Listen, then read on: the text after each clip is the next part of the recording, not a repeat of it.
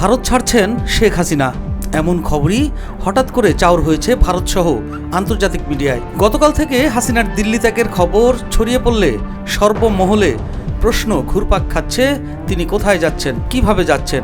সূত্র মতে হাসিনার দিল্লি পরবর্তী গন্তব্য দুবাই অথবা কাতার।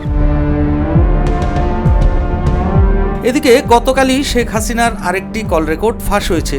সেখানে তিনি গোপালগঞ্জের একজন তরুণ নেতাকে বলেছেন, সবার তালিকা করে রাখো, কাউকে ছাড়বো না, দেখো এরা 1 মাস টেকে কিনা। ওই ওসি যে ওসিকে কলার ধরছে, ওসির নাম কি, ওসির বাড়ি কোথায় সেটা খোঁজ করে বার করো, আমায় পাঠাও। ঠিক আছে আপা, আপা যদি সুযোগ থাকে আমি আজকেই আপনাকে ওই বিস্তারিত পাঠাচ্ছি। উনি কত সালে ঢুকছে সবকিছু পাঠাচ্ছি আপা আপনাকে।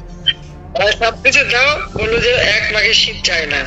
ঠিক আছে আপা। 15 বছর দেশ বেতন ভাতা বাড়াইছি, রেশন বাড়াইছি, এই পুলিশের সবকিছু করে দিচ্ছি। জি আপা। আর্মিদের করে দিচ্ছি। যে পর্যন্ত সব আমার বছর পাওয়া। জি আপা। আর এখন ওই সুদখোর ইউনূসের কথা শুনে লাফাচ্ছে। আর ওই জামাতের ওরা কয়দিন আছে, সামনে 1 মাস থেকে কিনা দেখো। জি আপা, জি আপা, দোয়া করেন আপা। দেশ থেকে পালিয়ে যাওয়ার 2 মাস পূর্ণ হলো শেখ হাসিনার, মানে 60 দিন ভারত অবস্থান করছেন সাবেক এই সরকার প্রধান। কূটনৈতিক পাসপোর্টধারীদের ক্ষেত্রে ভিসা ছাড়া 45 দিন থাকার নিয়ম রয়েছে ভারতে, কিন্তু 60 দিন কোন আইনে ভারতে অবস্থান করছেন হাসিনা, এটা জানতে চেয়ে বাইডেন প্রশাসন এরই মাঝে ভারতকে ব্যাখ্যা দিতে চাপ প্রয়োগ করেছে বলে জানা গেছে। একটি সূত্র দাবি করেছে ভারত ও যুক্তরাষ্ট্রকে জবাব দিয়েছে। সেই জবাবে দিল্লি ওয়াশিংটনকে জানিয়েছে হাসিনার বিষয়ে দ্রুতই সিদ্ধান্ত নেওয়া হবে, তাকে মধ্যপ্রাচ্যের কোনো দেশে পাঠানোর প্রক্রিয়া চলছে বলেও উল্লেখ করা হয়েছে বলে জানা গেছে। গত 2 মাস ধরে শেখ হাসিনা ইস্যুতে বিপাকেই রয়েছে ভারত। বাংলাদেশের সাথে হাসিনা ইস্যুতে সম্পর্কের টানাপোড়েন যেমন চলছে, তেমনি আন্তর্জাতিক বিশ্ব হাসিনার বিষয়ে ভারতের অতিরিক্ত মমত্ববোধকে ভালো চোখে দেখছে না। যুক্তরাষ্ট্র, যুক্তরাজ্য, কানাডা থেকে শুরু করে বেশিরভাগ দেশই শেখ হাসিনাকে আশ্রয় দিতে রাজি হয়নি। তবে মধ্যপ্রাচ্যের দেশগুলো হাসিনাকে আশ্রয় দেবে কিনা তা নিয়ে এখনো একটি শব্দ কেউ খরচ করেনি। হাসিনার ভারত ত্যাগ নিয়ে চলছে নানা ধরনের প্রশ্ন। শেখ হাসিনা কার্যত এখন পাসপোর্ট শূন্য, তার কূটনৈতিক পাসপোর্ট অনেক আগেই বাতিল করা হয়েছে, যে কারণে দিল্লি থাকা নিয়ে প্রশ্ন উঠেছে।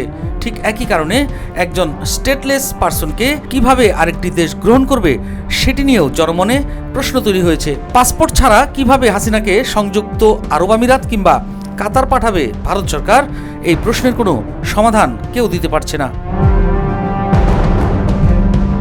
এদিকে সর্বশেষ শেখ হাসিনার ফোন আলাপে যেটি ফাঁস হয়েছে, তাতে তার আক্রোশপূর্ণ মনোভাব ব্যাপকভাবে প্রকাশ পেয়েছে, যা বাংলাদেশের জনগণ ভালোভাবে নিচ্ছে না। সুযোগ পেলে ওসিকে দেখে নেয়া এবং নেতাকর্মীদের উপর যারা নিপীড়ন চালাচ্ছে তাদের ছাড় না দেওয়ার কথা বলেছেন শেখ হাসিনা।